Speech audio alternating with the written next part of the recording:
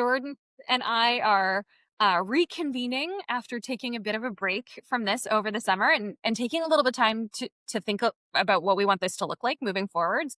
We'll talk about that maybe a little bit at the end of our LinkedIn Live today. But we thought with getting back into maybe some of the experiments or things that we tried over the summer from do less to do more perspective, or the ways that we sort of challenged notions around productivity and time and how we get things done. So, Jordan, maybe why don't we start with you? How was your summer? Yeah. Were there any things that you learned, any insights that you had along the way? Okay. Summer. What a topic. First off, nice to see you, Jane. I love the new background, office, haircut. Like, holy, lots of changes since last time we met. So, our summer Mhm. was pretty chaotic and hectic. It was awesome. We did a lot of time at the lake. The biggest takeaway I had, honestly, from the summer was just how much more of a plan we need next year. We did a newsletter series last month talking about seasons of business. And I think I really, really believe that after doing this last season of business of without a plan, it's just constant chaos all the time, and you feel like you're just catching or chasing the whole time.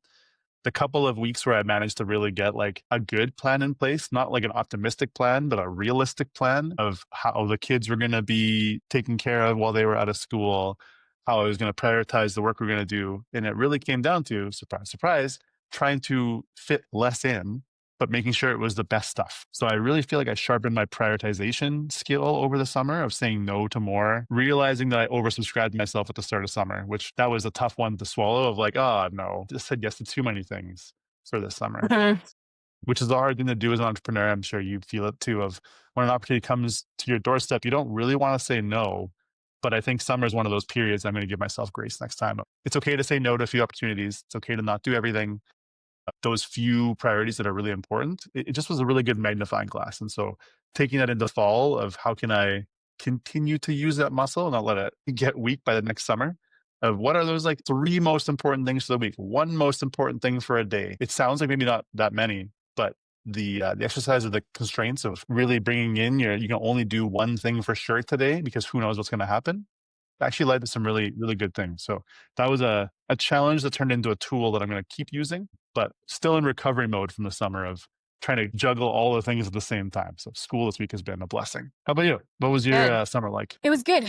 I'm in a unique position with the work that I do in that because I do in-person training and a lot of in-person speaking and events, those things really do slow down over the summer. And it's very rare that in the middle of summer, a business is like, let's get 12 leaders together for 3 days of leadership training. Everybody's on vacation. It's hard to manage in the summer. So I have a unique situation where things really do slow down and I can take some time.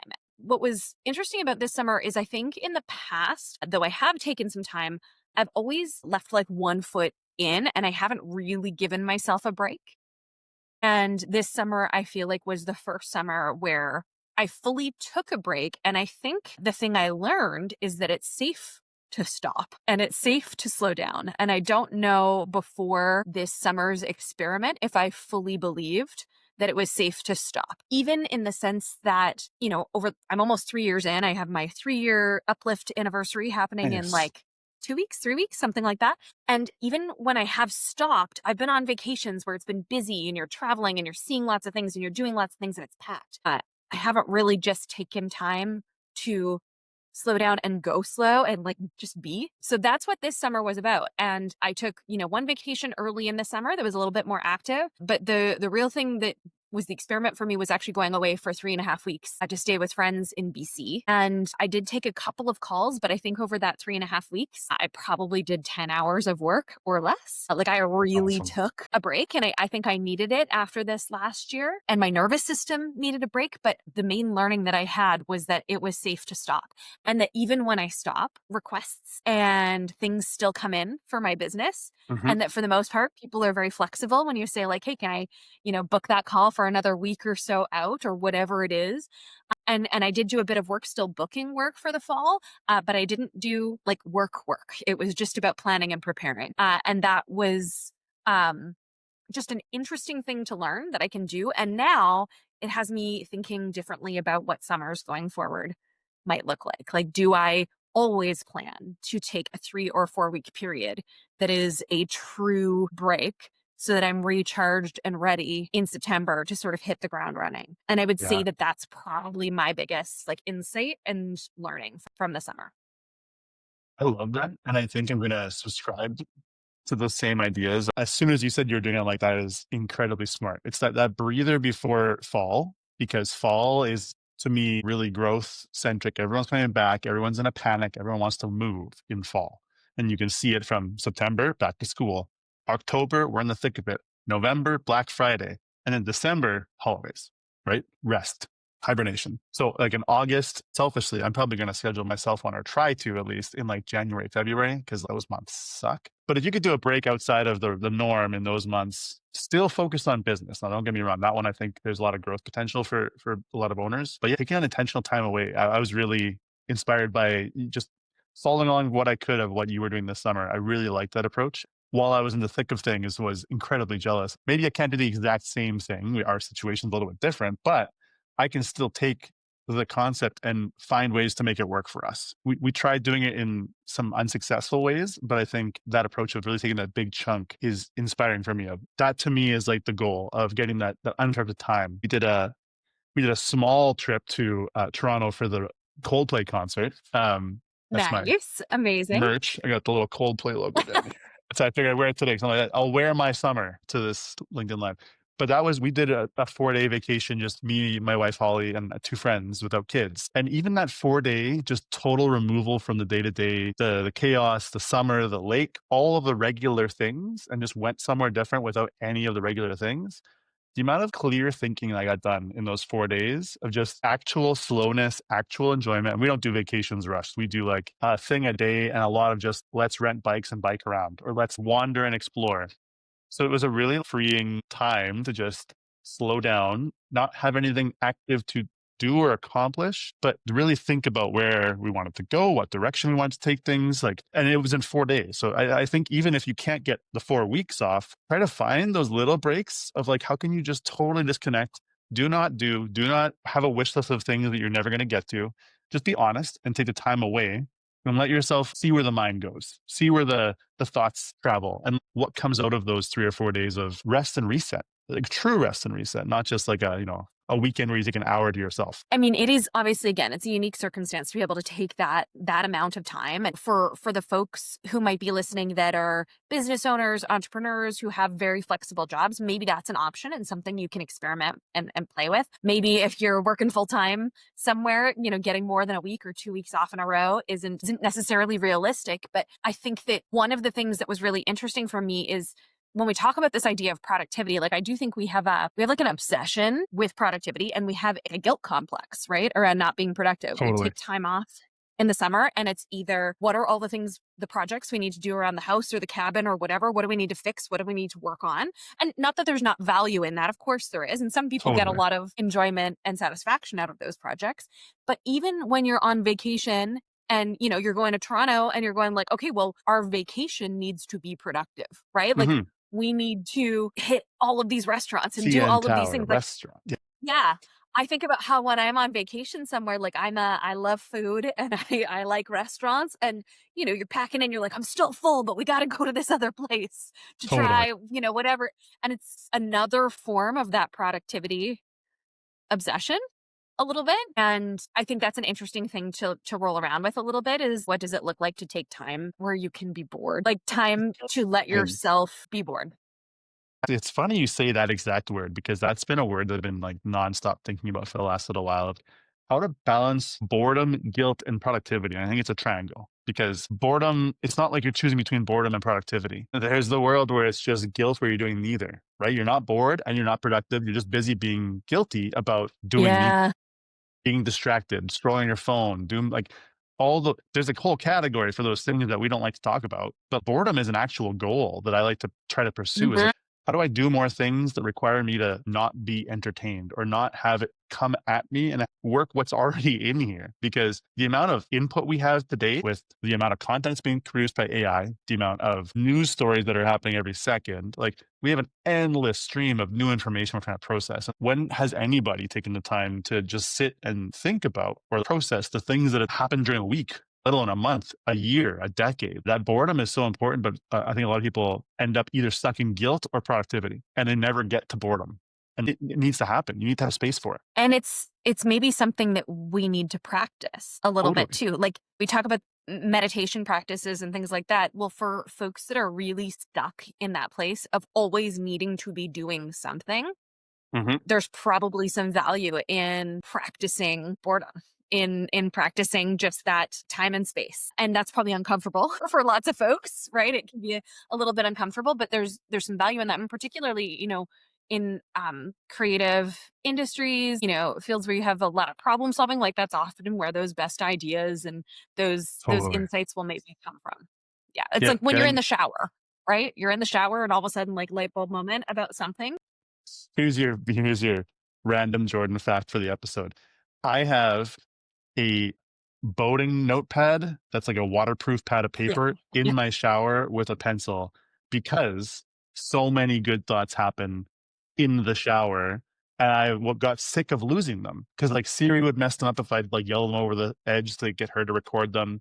I'm like, you know what? I'm taking it into my own hands. I'm going to write my own ideas Yeah. down on this stupid I love waterproof that. paper, and it's great. The kids like write little notes to each other sometimes, or what. Like it's become a little fun family thing. But at first, everyone's like, Yeah. What are you doing? Notepad in the shower? Are you insane?" And yeah, it's not always useful, but that's how important those ideas are. Those moments of boredom that like when they happen, if you're not making it intentional, you have to be just ready to capture it because they'll happen in like little bursts where like you'll stop for long enough to actually think Mhm. about something and then realize you've had the solution the whole time. You just needed time to build the confidence or to run down the edge cases to know that it was a thing you're supposed to do. Because Absolutely. otherwise, in the sea of a thousand options, they all look good, right? They all seem reasonable. But Mhm. if you give yourself no time to process which one is the one you want to test next, you'll just keep jumping from one to the next, to the next, to the next, to the next, to the next, until one either like hits lightning or you end up in a constant hamster wheel of next ideas. Absolutely.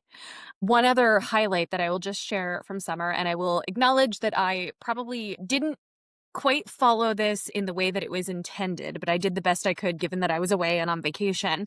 Some folks who are listening might be familiar with Carrie Twig. Carrie is somebody who has a big presence or had a big presence in a sort of career transition space in terms of like helping Okay. people figure out their next moves and really like helping people sort of figure out their superpowers and how to position themselves when making big job moves. Sounds amazing. And she moved into the meditation space after that. I think she had a realization that a lot of the people making these big job change moves who were sort of expecting that to solve a whole bunch of problems made the move, got the dream job, and were like, oh wow, I'm 3 or 6 months in and I'm still going back to Hmm. those same feelings I had before. And so she Yeah. moved into the mindfulness space. And now she focuses a little bit more on the leadership space and how leadership and mindfulness go together. And so I did a 21-day experiment that she was running over the course of August. I will fully admit I did the 21 days of the experiment in about 6 days because I Mm. didn't plan my time well and was away. So I meditated a lot and did a lot of practices over a very condensed period. Love it. But yeah, but that was a really interesting sort of process to go through because again, it's this reiteration of to lead, to embody and lead the way that you want to lead, whatever that looks like, whether it's leading people or leading in an industry or leading when you're on stage and speaking or whatever that looks like. That some of the work that goes into that again requires us to slow down, take time and space to then be able to be in the zone when we're doing the thing we need to do from a leadership perspective. Totally. And so a lot of like incredible practices, a meditation every day that had you reflecting on something. Maybe you were, thinking about your rejection stories, thinking about where your leadership center is, like in your body, and how you can leverage that and lead from that when you're speaking to others. And it was a really interesting process to go through. But again, another reminder in this do less to do more is that there's so much work that can be done in that like intentional meditation Hmm. space that then helps us be ready for those spurts of important performance. And I think it was a reminder that if we're doing some of the other things we need to do to stay like grounded and centered and aligned and all these other things, you perform less, but when you perform, it's so meaningful. Yeah. I love that. And I've been Been a big fan of meditation for a long time. Fan is the right word because not always a practitioner, and sometimes just a fan, which is something I'm actually working on changing. That's one of my other things I want to talk about today was a goal for fall. But I'll blend these two together. Of it makes so much sense, right? If you give yourself that meditation is essentially planned boredom, right? At its core, right? Boredom is not a bad thing because boredom means just like no outside stimulus. You have to work with what you got to to keep your focus on whatever you choose to focus on. And so when you can enter it with a question or a problem and give it 10 uninterrupted minutes of thought, it doesn't seem like much, but when have you ever given anything 10 uninterrupted minutes of thought, whether it's something internal, a decision, anything, right? Like we give it seconds and passing when we write something down or like scribble a thought here or there, or make a to do and then forget about it. Like those 10 minutes are so important. And so what my goal for the fall has actually been is because summer's been so chaotic and so many decisions. And I think that was a real big thing. Decision fatigue was a real thing this summer of Yeah. what do we do? When do we do it? How do we do it? Why? All the questions all the time. And so I, over the course of the summer, kind of narrowed it down to the couple of things that if I do, I have really good days. And if I don't do, I have really poor days. And so for me, fall is going to all be about consistency. How can we do like a couple of things really, really well? So we've simplified our offers on the business side. We have one way to start working with us to follow up to breakthrough. So you have Love it. 60 minutes with us. We give you a 30-day plan. That's step one, 100% of the time. If we know you or you know someone we know, of course, we'll like have a chat. We'll figure out how we can work with you. But for anybody who doesn't know us yet, like that's always first step. Let's work together before we work together. And then we can figure out what custom thing is out there that you might need. But that simplification really helps. So simple is one of the core values for fall. This consistency of like, now we can promote that same thing over and over and over again without having to worry about like, is it the right offer? Or should we talk about something different? But now we can be consistent. And same with my own space. I found the three things that really helped me perform at my best was, well, baseline is enough sleep. So if Yeah. anyone's not getting that, like that's step one. The day I tracked it for a month, the days where I didn't get enough sleep, awful. Every day that was a great day was always a day I had gotten enough sleep. Not by me trying anything, it just happened that way. So that was the foundational. And then from there, it's like 10 minutes meditation, 10 minutes of writing, usually what I want to do during the day after meditation. And either before or after, I haven't decided where yet. Some very simple movement. Move, think, write. That's it. 30 minutes. Mm. That's my fall consistency plan of just like get into that habit of doing those things that I knew produced good results. But they were the things that, of course, I would always go last, right? I would get exercise in if I had time. I would write if I had time. I would meditate if I had time.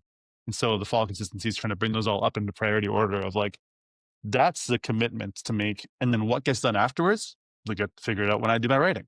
I don't know what'll happen yet, but that's going to happen every day. And I'm looking forward to it for fall because I think having that consistency discipline of just like these few things that no matter what, travel, people coming to visit, going out on Friday night, like they happen. Two things came to me when you were sharing that goal. One is I had a person that I follow, I believe I follow on Instagram and I get her emails. Her name's Mandy Balak. She's out Okay. of Alberta and she's like a business coach. And I recall her sending an email, it could have been earlier this year, that talked about those morning routines that set us up really well for the day, but then also talked about how like hard we are on ourselves when we don't do the full thing or when Hmm. something goes off in terms of plans. And it was a really good idea of having what are your three versions of the morning Yes. routine based on your day. So maybe you have like the ideal version that is 30 minutes, so 45 minutes or whatever that looks like. But then it was also like, okay, but on the day where you have a slightly earlier meeting, what's the 10-minute version? What's the 15-minute version that you can still feel good about? And so it was, taking your ideal, but then also developing a few options for it, especially if you have those days where you feel like, well, like I'm set and ready to go and you want to feel that every day. You don't want to feel awful on the days that you had to skip one piece or you couldn't fit Totally. it all in. So maybe on that day, it's literally just like two or three stretches in the morning. It's one intention written down and a glass of water or something, right? Versus Exactly. like 15 minutes movement, 15 minutes writing, whatever that looks like. So that was something that occurred to me with what you're talking about. I think also like the words that we use for things Yes. is really interesting. And I realized recently that I have a love-hate relationship with the word discipline Okay. or being disciplined. Yeah, tell me about about it. something. And I have always envied people who are very disciplined. And I have classified myself as somebody who is not disciplined, who's not a disciplined person. And then I give myself a hard time for it. And like Mhm. TMI, something me and my therapist were talking about. And she's like, what's your definition of discipline? And what are you actually going for? And I looked up the definition of discipline and I hated the definition of it because it's very punishment oriented, right? And that's not an attractive feeling for me. And so I've moved away from this idea of being disciplined or thinking about being disciplined to this idea of being aligned. I like that. And that consistency piece, like I want to be consistent, but really what I want is to be aligned and purposeful with what I'm doing and how I'm spending my time. And I don't have to be hard on myself about it. And something about that word discipline makes me be hard on myself. And I agree. so that's just a little shift I've made. And it occurred to me when you shared about wanting to be disciplined this fall. Yeah. No, I like that too because I don't actually like the word disciplined either Yeah. because again, it has just so many negative connotations to it. And that's not what I'm after. Like I'm not after like brutal, unrelenting, Yeah. you must do this hour and a half, otherwise you do not operate properly. All I want is just to make sure I don't forget to do the things that set me up for my best day. That's all I'm after. Aligned with like my goals. My goals are having energy of people I want to have it for, having the right insights at the right time for the clients you work with, having time and space for my family and kids once the day is done. So I'm not just burnt by the time, they come home from school. And so those things rely on me getting sleep, movement, thinking, writing. And that's why I've also categorized them up to like those 4 simple words. And so it's not about like sleeping from this time to that time. I tried that. It sucked. It didn't work. It's about this amount of time sleeping. If that means I stayed up late, guess what? I'm going to have to find a way to take a nap the next day because that's a non-negotiable now is that at some point I have to hit that sleep. And that's helped a lot too. It's just like being flexible on the how or the when or the how much other than sleep. But the writing stuff, like it really is. Have I sat down to write? Period. Is it one word? I don't care. Like, doesn't matter what the volume of it was. It was, did I do the thing and force myself to sit down and do it? Because I know it's good for me, and sometimes I trick myself into not doing it. Yeah. Absolutely. There's so many things that we know are I good know. for us. Right? And, going back to your idea of the simplicity with the business of the one way to Mhm. start working. Same goes for like some of this alignment and some of these habits is like we often look at it like, okay, so like starting on, Monday in September, it's September 1st falls Yeah. on a Monday. I'm going to eat healthy. I'm going to start going to the gym every second day. I'm going to get up early. I'm going to read 30 pages like but it's like, okay, but what are the like couple of things that you want to do? You know? Yes, but better. Like, Yes, but better. never gonna read 30 Yes. pages. You're never gonna do like all of those things are never gonna happen, but if you try to keep it super simple, so like simple, small, short.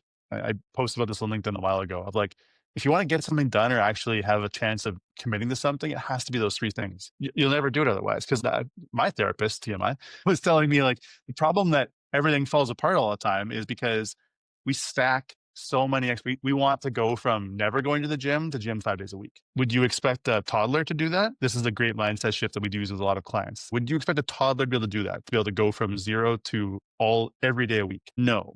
Okay. How long have you been working out for? Not very much. Guess what? You're a toddler in the working out world. You might be a wise grandmaster at the thing you do, but this new habit, this new skill, this new You're a whatever it beginner. is, you're a beginner. So, like, if you wouldn't be mad at a toddler or a preteen or however old you think you are in this skill, then like have some grace for yourself and start small. Like, you'd ask the toddler to go try the gym out once. Actually, you wouldn't even ask the toddler that, but like, you'd ask the toddler to like go try a machine once or something just for fun. You'd make it fun.